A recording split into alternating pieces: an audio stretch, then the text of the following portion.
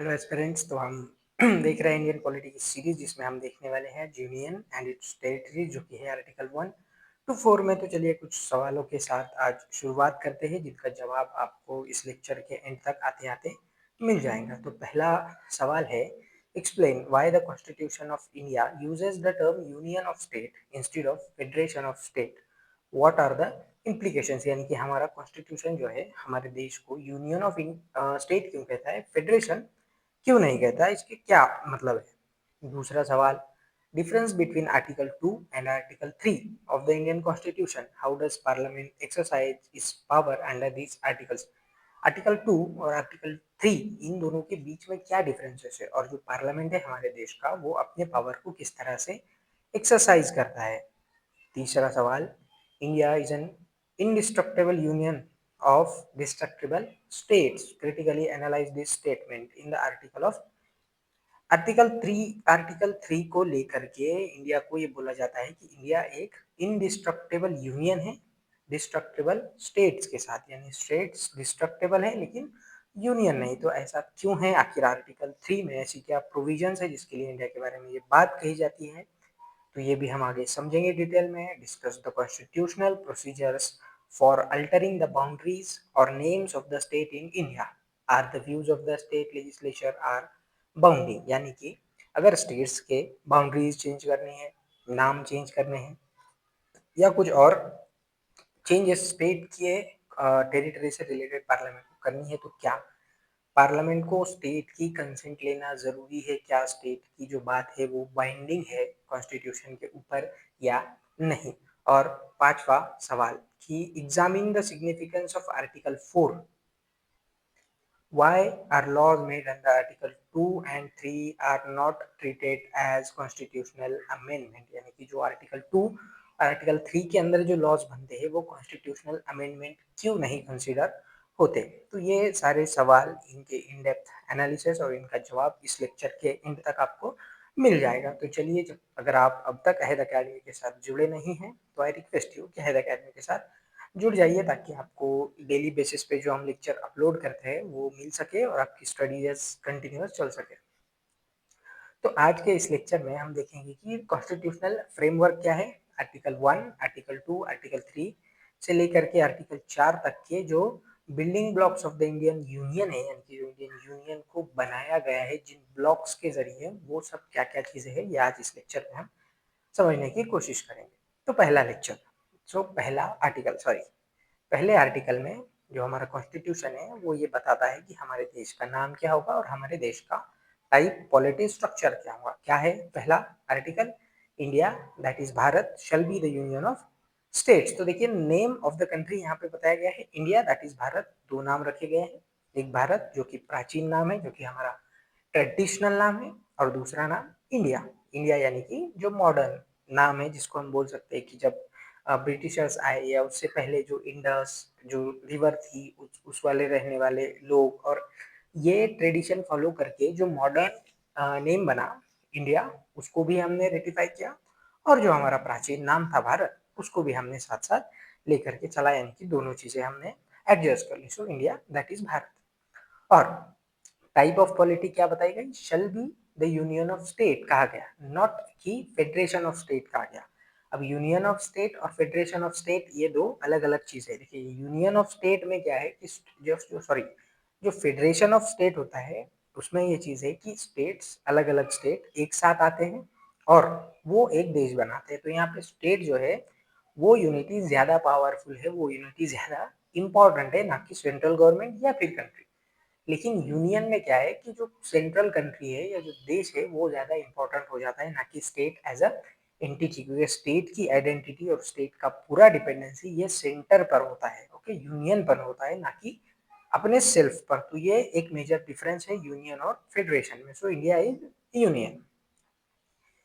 तो देखिए, यूनियन ही क्यों कहा हमने, फेडरेशन क्यों नहीं कहा, तो इस पर डॉक्टर बाबा साहब अम्बेडकर ने क्या लॉजिक दिया था। जो वो कॉन्स्टिट्यूशन सबमिट कर रहे थे, कॉन्स्टिट्यूशन को लिख रहे थे, India the Indian federation is not the result of agreement among the states like USA, यानी कि जो इंडियन फेडरेशन है वो यूनाइटेड स्टेट्स की तरह स्टेट के बीच में हुआ अग्रीमेंट नहीं है। आप सब हम जानते हैं कि इंडिया जो बना था, तो इंडिया यानी कि ब्रिटिशर्स ने इंडिया को अलग-अलग राजाओं से जीत लिया था। कुछ पार्ट था जो प्रिंसली स्टेट्स के पास था और इन सबको यूनाइट करके जो सरदार पटेल थे उन्होंने इंडिया को एज़ अ इंडिया जो अभी का जो करंट इंडिया है वो बनाया था। जैसे अमेरिका में हुआ था कि 13th जो उनकी कॉलोनीज़ थी वो एक साथ आ गई थी और उन्होंने एक बॉन्ड करके एक कॉन्फ्रेंस करके अमेरिका बनाया था, यूएसए बनाया था। तो ऐसे इंडिया में नहीं हुआ। इंडिया के अलग-अलग स्टेट एक साथ आकर के उन्होंने कोई एग्रीमेंट नहीं किया, बल्कि इंडियन गवर्नमेंट ने जो उस टाइम की गवर्नमेंट थी, जो उस टाइम की सरकार थी, सरदार पटेल थे, पंडित जी थे और जो अदर लीडरशिप्स थी, उन्होंने इंडिया को बनाया था। So that is why we are not federation. दूसरी चीज, the state have no right to secede, यानी कि हमारे स्टेट अलग नहीं हो सकते फेडरेशन से, जैसे अमेरिकन स्टेट्स हो सकते हैं ऑन पेपर। ओके, अभी तक ऐसा हुआ नहीं है, लेकिन अगर वहाँ का कोई स्टेट चाहे कि उनको जो यूएसए है उससे अलग होना है तो वो हो सकते हैं। इंडिया में ऐसी कोई प्रोविजन नहीं है, बल्कि इंडिया के कॉन्स्टिट्यूशन में इंटीग्रिटी पे ज़्यादा फोकस किया गया है कि देश किस तरह से इंटीग्रेटेड रहे, एक साथ बंधा हुआ रहे। और इससे फेमस हम जानते हैं ऑपरेशन ब्लू स्टार, जब पंजाब के कुछ लोगों ने जो वे तो खालिस्तान की मांगनी की थी, ये उसकी डिमांड की थी और इस पर इंदिरा गांधी ने एक्शन लिया था। तो हम सीधे जो अलगाववादी दृष्टिकोण है उसको कभी भी हमने इंडिया ने एक्सेप्ट नहीं किया है। तो इसका मतलब इसकी बात ये निकलती है, कंक्लूजन ये निकलता है कि यूनियन जो है वो टूटता नहीं है। यूनियन से आप अलग नहीं हो सकते, यूनियन को आप छोड़ करके अपना अलग देश नहीं बना सकते, जबकि फेडरेशन में आप ऐसा कर सकते हैं। और इंडिया के पास पाकिस्तान का जब डिवाइडेशन हुआ तो काफ़ी ज़्यादा एक्सपीरियंस था कि किस तरह से ये कम्युनलिज्म और भी जो लोगों को अलग करने वाली आइडेंटिटीज़ है वो इंडिया को और ज़्यादा तोड़ सकती है। इसलिए हमने, हमारे कॉन्स्टिट्यूशनल मेकर्स ने ये बात ध्यान में रखते हुए यूनियन कहा, ना कि फेडरेशन कहा। अब जो टेरिटरीज थी इंडिया की उसको हम किस तरह से क्लासिफाई करते हैं, तो उसको हम तीन तरह से हमारा कॉन्स्टिट्यूशन क्लासिफाई करता है कि किस किस तरह की टेरिटरीज इंडियन यूनियन के अंदर होगी। पहली तो जो स्टेट्स होंगे, अभी 28 स्टेट है ना, जो कि फर्स्ट शेड्यूल के अंदर आते हैं। देन 8 यूनियन टेरिटरीज है जो कि डायरेक्टली सेंट्रल गवर्नमेंट के द्वारा उसको गवर्न किया जाता है, जहाँ पे एक कमिश्नर होता है। और तीसरी टाइप, ये दो टेरिटरीज तो ऑलरेडी इंडिया के अंदर होती है। देन तीसरी जो टाइप आती है वो आती है एक्वायर्ड टेरिटरीज, यानी कि हमने किसी से जीती हुई है, किसी से ली हुई, किसी से हासिल की हुई टेरिटरी, जिसमें foreign territories acquired by government of India in any future time की, यानी कि उस टाइम पे जब कॉन्स्टिट्यूशन बन रहा था तब ये बात की गई कि अगर इंडियन गवर्नमेंट किसी फॉरेन टेरिटरी को चाहे जीत ले, चाहे खरीद ले, चाहे गिफ्ट मिले, डजेंट मैटर, जो भी हो, अगर उनको एक्वायर करना है तो उसको हम एक्वायर्ड टेरिटरीज बोलेंगे और वो यूनियन का पार्ट बनेंगे। So territories of India wider versus union of India includes only state, यानी कि जो टेरिटरीज ऑफ इंडिया है वो ज्यादा वाइडर है, उसका स्कोप ज्यादा है क्योंकि वो फॉरेन टेरिटरीज को एक्वायर करने की ताकत रखती है। लेकिन यूनियन ऑफ स्टेट इंडिया वो है जो अभी है, जितने स्टेट्स और ड्यूटीज अभी है बस उतने ही है। यूनियन ऑफ इंडिया में फॉरेन टेरिटरीज नहीं आती, जबकि टेरिटरीज ऑफ इंडिया में ये आ सकती है। तो ये एक छोटा सा डिफरेंस है, ये क्लासिफिकेशन ऑफ टेरिटरीज है जिसके बारे में हमारा कॉन्स्टिट्यूशन बात करता है, तो ये समझ लीजिए। देन जो फॉरेन टेरिटरीज है उसको हम कैसे एक्वायर कर सकते हैं, तो देखो पहले तो हम ट्रीटी कर सकते हैं, खरीद सकते हैं, गिफ्ट, लीज या प्लेबिसाइड करके हम उन टेरिटरी को ले सकते हैं, जो कि शांति से होता है। Then occupation, occupied by recognised ruler, कि अगर कोई ऑक्यूपेशन हम करते हैं, कोई ऑक्यूपाई करते हैं जाकर के। देन आता है कंक्वेस्ट और सब्जुगेशन, की हमारा मिलिट्री या हमारा एडमिनिस्ट्रेशन जाके उन पे अटैक कर देता है और उसका टेक ओवर कर लेता है, हम वो प्रदेश जीत लेते हैं। जैसे कि दादर नगर हवेली, गोवा, दमन, दीव एंड पौंडीचेरी एंड सिक्किम। तो इनको इन अलग अलग मेथड से हमने इंडिया के अंदर मिला है, क्योंकि ये पार्ट जब इंडिया आज़ाद हुआ था उस वक्त तक इंडियन यूनियन के पार्ट नहीं थे। बाद में हमने इनको धीरे धीरे अलग अलग मेथड से इंडियन यूनियन के अंदर इंक्लूड किया था। देन आता है आर्टिकल 2, जिसके अंदर एडमिशन और एस्टेब्लिशमेंट ऑफ द स्टेट की बात की जाती है। तो अब देखो, एडमिशन का मतलब होता है एडमिट करना, भर्ती कराना, है ना। refers to admission of states that are already exist, okay, जो कि ऐसे स्टेट्स को इंडियन यूनियन के अंदर मिलाना जो कि ऑलरेडी एग्जिस्ट करती है एक्सटर्नल टेरिटरीज में, है ना। यानी कि आपको जाकर के बनाना नहीं है, वो एक स्टेट है, उनका एक नाम है, उनके पास अपनी सारी चीज़ें हैं, वो एक वेल एस्टैब्लिश्ड गवर्नमेंट है, वेल एस्टैब्लिश्ड स्ट्रक्चर है, तो उनको आप एडमिट कर लेंगे, उनको आप इंडिया के साथ जोड़ सकते हैं। Establishment refers to the creation of state which were not in existence before, यानी कि कोई लोग है, कोई एक कम्युनिटी है जो किसी टेरिटरी पे रह रही है, अब उनके पास कोई स्ट्रक्चर नहीं है, कोई नाम नहीं है, कोई फ्लैग नहीं है, तो वहाँ पर हम जाकर के उनको सब प्रोवाइड करके उनको यूनियन में इंक्लूड भी करेंगे और उनको अपनी आइडेंटिटी भी देंगे, उनको स्टैब्लिश करेंगे एज अ स्टेट। तो वो हो गया एस्टैब्लिशमेंट। देन आता है पार्लियामेंट का पावर, इससे क्या क्या है, तो पार्लियामेंट में एडमिट और establish on such terms and condition as it thinks fit. Okay, तो टर्म्स एंड कंडीशन डिसाइड नहीं की गई, पार्लियामेंट पे छोड़ा गया है कि आपको जो लगेगा, जो उस टाइम पे फिट लगेगा, जो उस टाइम पे आपको करेक्ट लगेगा, आप उस वाली मेथड को अप्लाई करो, आप उस वाली मेथड को फॉलो करो, और या तो किसी ऑलरेडी एग्जिस्टेड स्टेट को इंक्लूड करो या फिर किसी को स्टैब्लिश करके इंक्लूड करो। Then Article 3 internal adjustment, okay, related to formation और changes in existing states of the union। तो ये क्या है, इंटरनल एडजस्टमेंट है, यानी कि जो इंडिया के अंदर की जो टेरिटरीज है इनसे रिलेटेड जो चेंजेस करने हैं, जो बदलाव करना है, कुछ स्टेट्स को कम करना है, कुछ स्टेट्स को बढ़ाना है, कुछ स्टेट्स को मिलाना है, ये सारी चीजें इंटरनल एडजस्टमेंट में आर्टिकल 3 इसकी बात करता है। ओके, आर्टिकल 1 नेम एंड जो टाइप है वो, आर्टिकल 2 एक्सटर्नल टेरिटरीज के बारे में, आर्टिकल 3 इंटरनल एड्रेस के बारे में। तो अब इसके अंदर आर्टिकल 3 के अंदर क्या क्या चीजें हैं, गवर्नमेंट स्टेट को सेपरेट करके या दो स्टेट को मिला करके नया स्टेट बना सकती है, राइट। जैसे जो महाराष्ट्र एंड गुजरात है ये स्प्लिट होके दो स्टेट बन गए, ओके, मुंबई प्रांत से, तो इस तरह से सेपरेट करके स्टेट बन सकता है। देन किसी स्टेट का एरिया बढ़ा सकती है, कि स्टेट को दूसरे वाले स्टेट का एरिया दे दिया, diminish the area of any state, तो जब एक स्टेट का एरिया दूसरे स्टेट को दिया जाएगा तो ऑफकोर्स जिस स्टेट का एरिया जा रहा है उनका स्टेट, उनका एरिया कम हो जाएगा, यानी कि किसी के पास 10 रुपए, आपने उसके पास से 5 रुपए लेकर किसी और को दे दिए, तो ऑफकोर्स उसके पास से 5 रुपए कम हो गए और उसके पास से 5 रुपए बढ़ गए, तो ये वाली पावर पार्लियामेंट के पास है। Alter the boundaries of the state, की आप किसी की बाउंड्रीज बदल सकते हो, जिधर से चाहे उसको कम ज्यादा, इधर उधर जिधर चाहे उधर कर सकते हो, और किसी स्टेट का नाम भी बदल सकते हो, आपको लगे कि स्टेट को ये बोलना है तो आप स्टेट का नाम वैसा रख सकते हो। तो ये सारी जो 5 पावर्स है ये पार्लियामेंट को देती है हमारा आर्टिकल 3, हमारा जो कॉन्स्टिट्यूशन है, कि भैया आप इतनी इतनी चीजें अपने यूनियन के अंदर अपने एग्जिस्टिंग स्टेट के साथ कर सकते हो।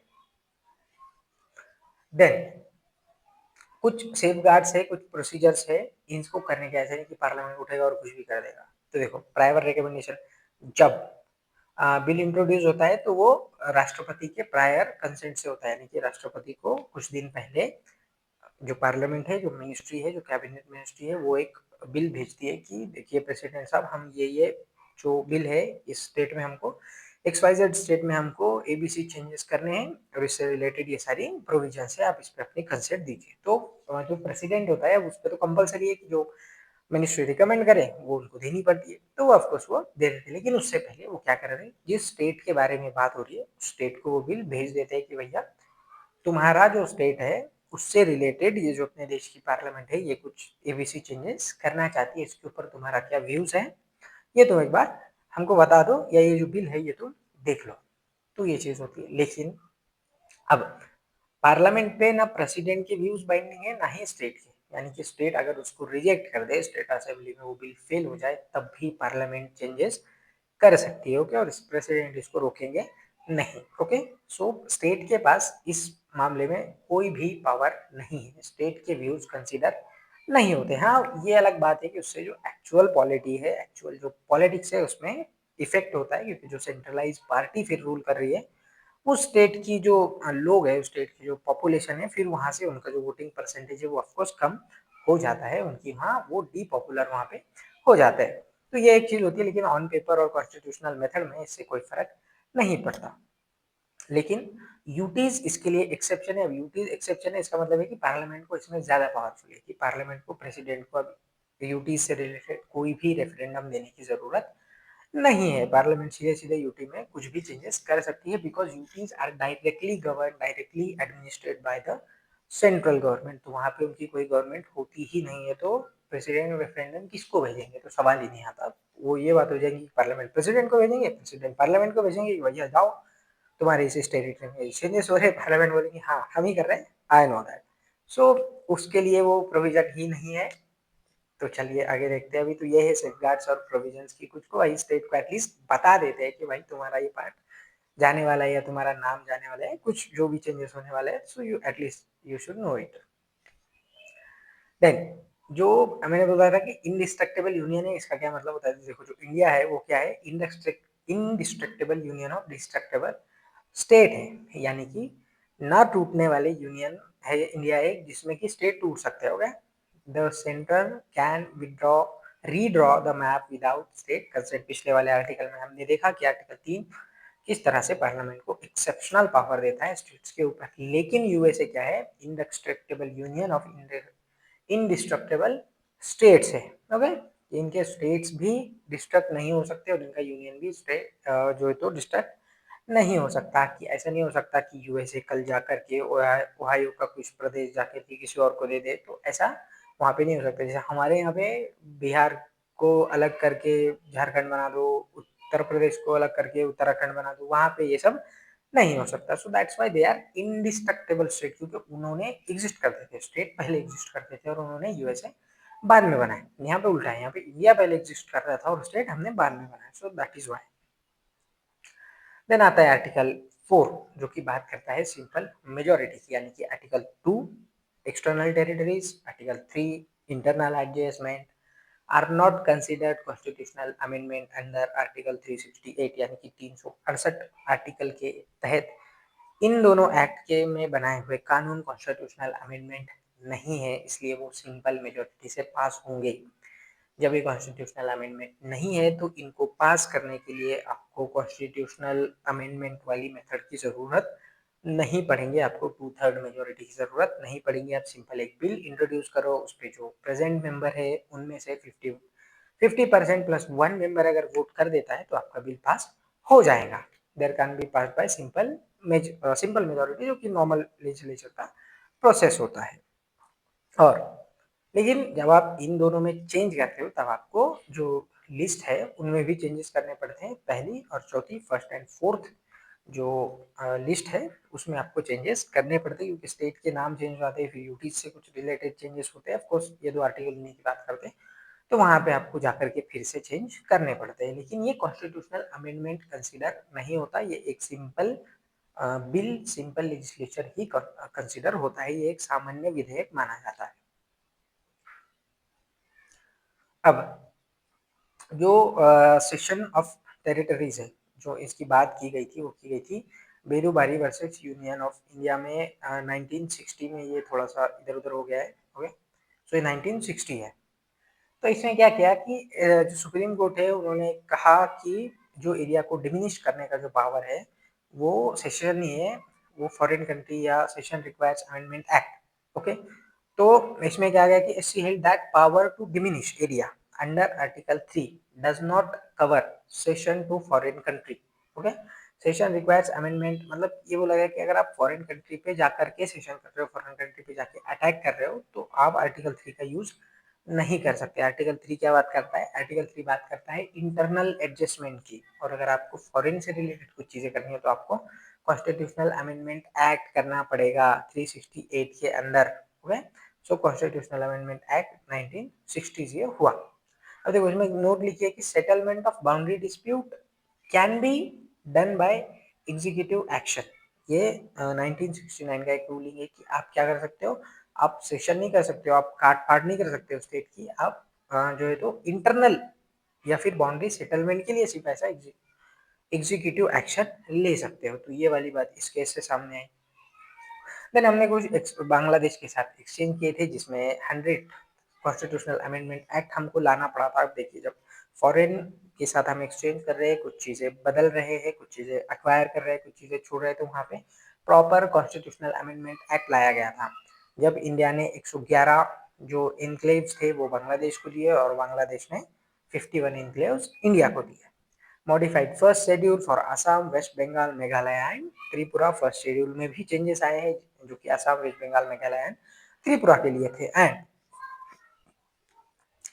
Resolving dispute from Radcliffe award 1947 and Nehru Noon agreement. तो ये सारी चीजें जो एक्सचेंज बांग्लादेश में थी उनमें हमने कॉन्स्टिट्यूशनल अमेंडमेंट करके इतने सारे चेंजेस किए थे।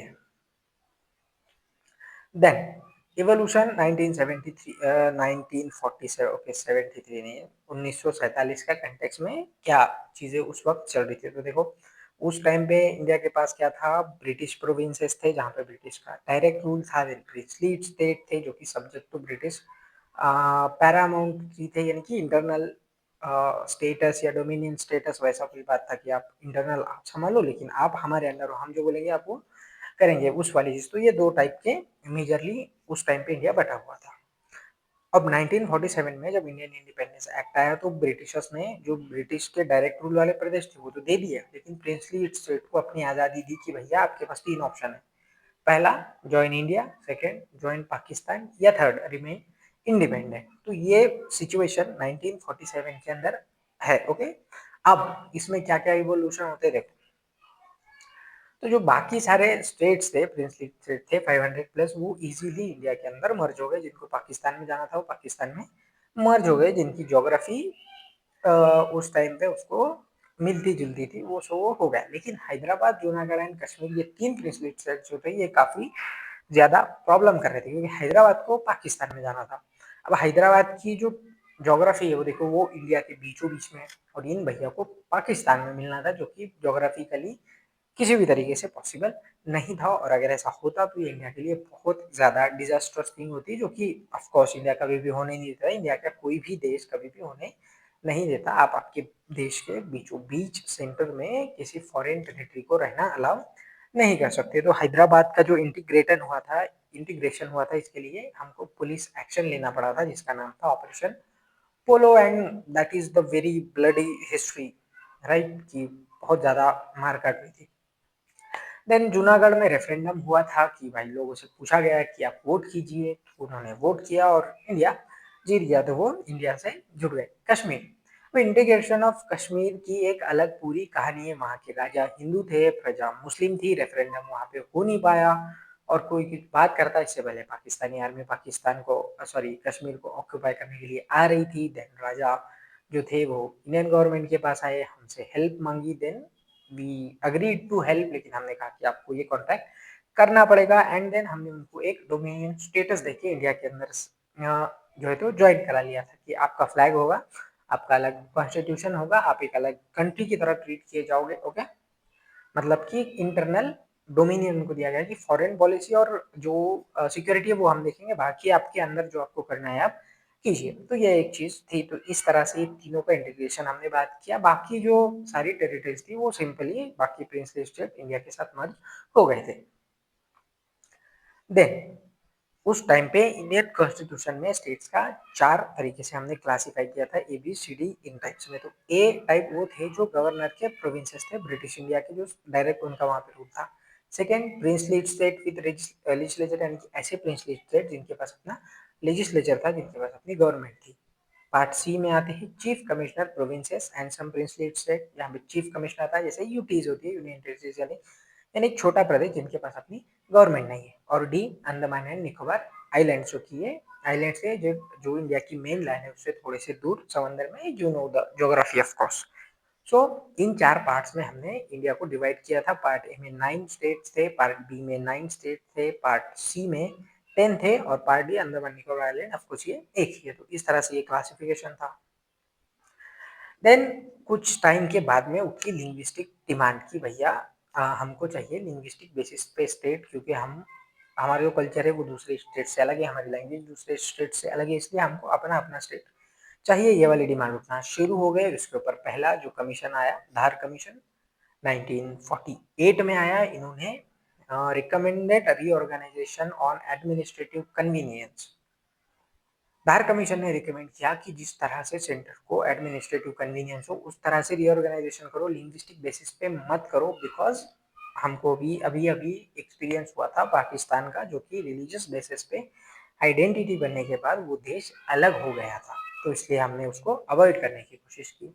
लेकिन जो डिमांड थी वो रुकी नहीं। तो फिर आया जेपीवी कमीशन, जिसमें जवाहरलाल नेहरू, सरदार पटेल एंड सीतारमैया, ये तीनों मेंबर थे। इन्होंने 1949 में फॉर्मली रिजेक्ट किया लैंग्वेज वाली बात को। इससे पहले नेहरू जी ने ये कहा था कि हम लिंग्विस्टिक रीऑर्गेनाइजेशन करेंगे, लेकिन तब तक ना पाकिस्तान की डिमांड थी, ना पाकिस्तान अलग हो गया था, तो ऐसा कोई एक्सपीरियंस था नहीं कि लोग भारत से अलग हो सकते, लेकिन अब वो आ गया था।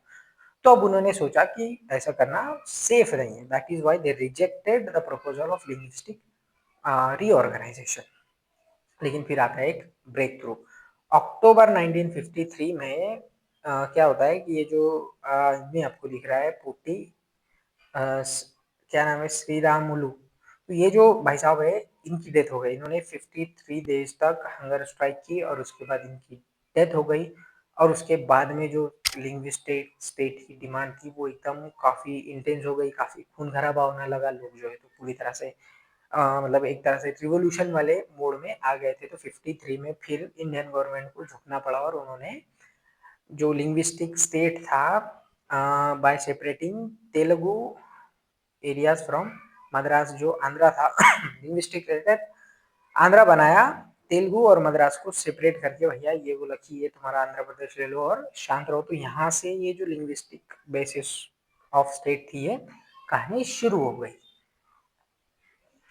देन आता है फजल अली कमीशन। अब जब एक स्टेट को आपने दे दिया तो जो बाकी स्टेट थे वो सब लोग मतलब उनको लगा कि हाँ तुमने उनको दिया, अब हम भी अगर ये this is the method, violence अगर मेथड है तो हम भी कर लेते हैं, हम भी करके अपना स्टेट बना लेंगे। तो फिर गवर्नमेंट ने उससे अच्छा किया कि कमीशन बनाया जो कि 53 से 55 2 साल तक उन्होंने काम किया और उन्होंने फिर एक सजेशन दिया, broadly accepted language as the basic unit but rejected one language one state. उन्होंने कहा कि ठीक है लिंग्विस्टिक बेसिस अपन मान लेंगे, लेकिन वन लैंग्वेज वन स्टेट ये वाली चीज नहीं होगी। इसकी बजाय ये चार चीजें हैं जो इसको आप ध्यान में रखेंगे स्टेट बनाते टाइम, कि इंडिया की यूनिटी और सिक्योरिटी आप ध्यान में रखेंगे कि इंडिया की यूनिटी इंटीग्रिटी पे इससे कोई खतरा ना है और इंडिया की सिक्योरिटी पे इससे कोई खतरा ना है, तो आप स्टेट बना सकते हैं। Then linguistic and cultural homogeneity, okay, जहाँ पे एक लैंग्वेज के लोग ज्यादा है, जहाँ पे एक कल्चर के लोग ज्यादा है, ये चीज आप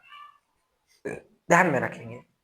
फाइनेंशियल एंड एडमिनिस्ट्रेशन कंसिडरेशन, कि आप फाइनेंशियल और एडमिनिस्ट्रेटिव चीजें भी देखेंगे। ये नहीं कि आप कोई 2000 लोग हैं और उनकी लैंग्वेज अलग है और उनका कल्चर अलग है और वो अपना स्टेट मांग रहे तो आप उनको स्टेट देंगे, ऐसा नहीं होगा। आप एडमिनिस्ट्रेशन के बारे में, आप फाइनेंसेस के बारे में, आप जीडीपी के बारे में, इकोनॉमी के बारे में, पॉपुलेशन के बारे में, ये सारी चीजें सोच कर ही आप रीऑर्गेनाइज करेंगे। And welfare of the people, ultimately जो गोल होगा, अल्टीमेटली जो एम होगा वो इंडिया का और इंडिया के सिटीजन्स का वेलफेयर करना ही होगा। इन चार चीजों को आप ध्यान में रखेंगे।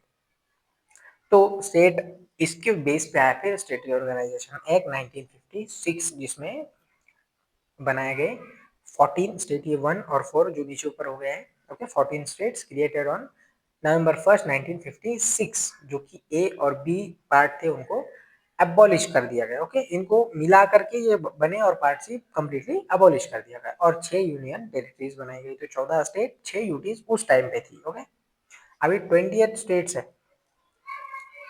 उसके बाद में 1960s में वो जो 56 था उसको एक्सपेंड किया गया, क्योंकि महाराष्ट्र वो में मुंबई को लेकर के और Marathi speaking people and Gujarati speaking people was getting violent, और मुंबई में काफी फिर मतलब शूट आउट्स हुए, पुलिस शूट आउट्स हुए, 100+ लोग मारे गए और काफी वायलेंट चीजें हो रही थी। इसलिए फिर बाइलिंगुअल जो बॉम्बे था, बॉम्बे को डिवाइड किया Maharashtra Marathi speaking and Gujarat for Gujarati speaking, ये कर दिया गया। तो अभी 15 स्टेट हो गए। देन 61-62 में दादर, गोवा, दमन, दीव, पौंडीचेरी, इनको इंटीग्रेट किया गया इंडिया के अंदर एज अ यूटी, यानी कि इंडिया के पार्ट नहीं थे, इंडियन यूनियन के पार्ट नहीं थे, इनको हमने मिला दिया। 63 में नागालैंड 16 स्टेट बना असम से अलग होकर के। 66 में पंजाब बाइफरकेट करके हरियाणा बना 17 स्टेट और छत्तीसगढ़ बना। ओके, देन जो नॉर्थ ईस्ट था वहां पर भी चीजें चल रही थी। तो हिमाचल प्रदेश, मणिपुर, त्रिपुरा, मेघालय, मिजोरम एंड अरुणाचल को स्टेट यूनियन टेरिटरीज बने, मिजोरम और अरुणाचल, और ये हिमाचल प्रदेश, मणिपुर, त्रिपुरा, मेघालय ये बने स्टेट। हो गए 18, 19, 20, 21 नंबर के ये स्टेट्स बने। अब इन सब की अपनी एक अलग स्टोरी है जिनको हम अलग लेक्चर में एक-एक स्टोरीज कवर करने की, एक-एक केस स्टडीज कवर करने की कोशिश करेंगे। सिक्किम को एज अ फुल स्टेट हमने कब एसोसिएट किया? 1974 में। Okay, protector under Chogyal rule वहां पर एक था, वहां पे एक डायनेस्टी थी जैसे कश्मीर में थी, तो वो अपना एक अलग देश था। लेकिन हमने फिर 31st constitutional amendment 35th constitutional amendment 1974 में किया और इसको एसोसिएट स्टेट आर्टिकल 2A के अंदर इसको हमने इंडिया के साथ मिला लिया। फिर 75 में रेफरेंडम हुआ कि भैया तुमको इंडियन गवर्नमेंट का रूल चाहिए या तुमको ये तुम्हारी डायनेस्टी है उनका रूल चाहिए। तो वहाँ के लोगों ने रेफरेंडम में बताया कि हमको इंडिया की रूल चाहिए। रेफरेंडम में इंडियन गवर्नमेंट जो है तो उनको ज्यादा वोट मिले और वो जीत गए, लोगों ने उनको चूज किया। तो फिर 36 कॉन्स्टिट्यूशनल अमेंडमेंट आया 1975 में और सिक्किम को 22nd में यानी कि 22वां स्टेट बना लिया गया, फुल स्टेट का उसको जो है तो दर्जा मिला। अब देखो जो मॉडर्न स्टेटहुड है यानी कि 80s के बाद में जो चेंजेस हुए, 87 में Mizoram, Arunachal Pradesh and Goa, 23rd, 24 and 25th 1987। Okay, Mizoram, Arunachal Pradesh and Goa, MAG। Okay, then 2000 में छत्तीसगढ़, उत्तराखंड, झारखंड, ये सब उत्तर जो नॉर्दर्न इंडिया है वहाँ पे ये सारे चेंजेस हो रहे थे। 26, 27, 28 और 2014 में तेलंगाना जो है स्टेट अलग हो गया एंड अब हमारे पास 29th स्टेट है। लेकिन फिर से 2019 में कुछ चेंजेस हुए। आर्टिकल 370 जो कश्मीर को स्पेशल स्टेटस देता था वो हमने खत्म कर दिया। स्पेशल स्टेटस अबॉलिश्ड, प्रेसिडेंट ने ऑर्डर निकाला 2019 में और उनका हो गया। तो अब जम्मू कश्मीर को बाइफर्केट कर दिया गया, UTs of Jammu and Kashmir and UT of Ladakh, यानी उनको यूनियन टेरिटरीज बना दिया गया। एंड टोटल स्टेट्स अब 28 है और यूटीज की संख्या भी बढ़ गई है। इसका जो एग्जैक्ट नंबर है वो आप गूगल से चेक कर लेना क्योंकि वो कंटिन्यूअसली चेंजेस होता रहता है। देन यूनियन टेरिटरीज जो करेंटली है वो 8 है, Dadar Nagar Haveli and Daman Diu merge into a single, यानी कि जो दादर नगर हवेली और दमन दीव है इन दोनों को मिला करके एक यूटी बनाई गई 2020 में। तो इसलिए इसका एक अपडेटेड चार्ट आप एक बार देख लीजिए। तो जो कॉन्स्टिट्यूशनल समरी है, जो 4 एक्ट्स हमने देखे उसके अंदर हमने क्या क्या देखा। पहला जो आर्टिकल है वो नाम और टाइप बताता है टेरिटरी की, कि India that is Bharat shell be the union of state. Second चीज एडमिशन और एस्टेब्लिशमेंट ऑफ न्यू स्टेट जो कि बाहर की कंट्रीज में है। Third, formation alteration of existing state, यानी कि इंडिया के इंटरनल जो चीज है उससे रिलेटेड है आर्टिकल 3। और आर्टिकल 4 ये बात करता है कि आर्टिकल 2 और आर्टिकल 3 में जो चेंजेस होंगे वो कॉन्स्टिट्यूशनल अमेंडमेंट नहीं माने जाएंगे। आर्टिकल 368 के अंदर उनको आप सिंपल लेजिस्लेशन ला करके सिंपल कानून बना करके सिंपल मेजोरिटी के साथ पास करा सकते हैं। तो ये 4 चीजें, ये 4 आर्टिकल्स आज हमने देखे। तो अगर आपको इससे रिलेटेड कोई क्वेश्चंस है तो आप प्लीज उसको कमेंट बॉक्स में डाल दीजिए। और जो क्वेश्चंस हमने स्टार्ट में देखे थे उसके भी आंसर आपको मिल गए होंगे, लेकिन उसके बावजूद भी अगर कोई कंफ्यूजन है तो प्लीज कमेंट कीजिए, I will reply to you. So thank you for watching, like share subscribe करके हमारे साथ जुड़ जाइए। अगला लेक्चर जल्दी ही हम यानी कि कल जो है अपने रेगुलर टाइम पे उसको अपलोड